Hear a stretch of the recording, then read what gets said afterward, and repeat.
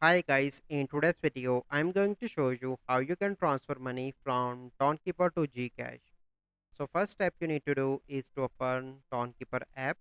So once you open, you simply need to click on send. But here you can see there is no direct method to send in GCash. So first you need to send to the Binance or any exchange, and from that exchange you need to send to the GCash. So let me add the address from Binance. So add address here, then you need to add comment.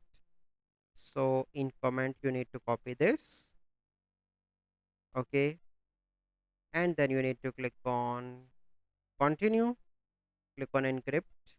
Here you need to add your passcode, okay, then you need to click on continue and go on to the next step, and in the next step your money will be transferred from Tonkeeper to Binance. And once you have your money in Binance, then you can transfer from Binance into Gcash.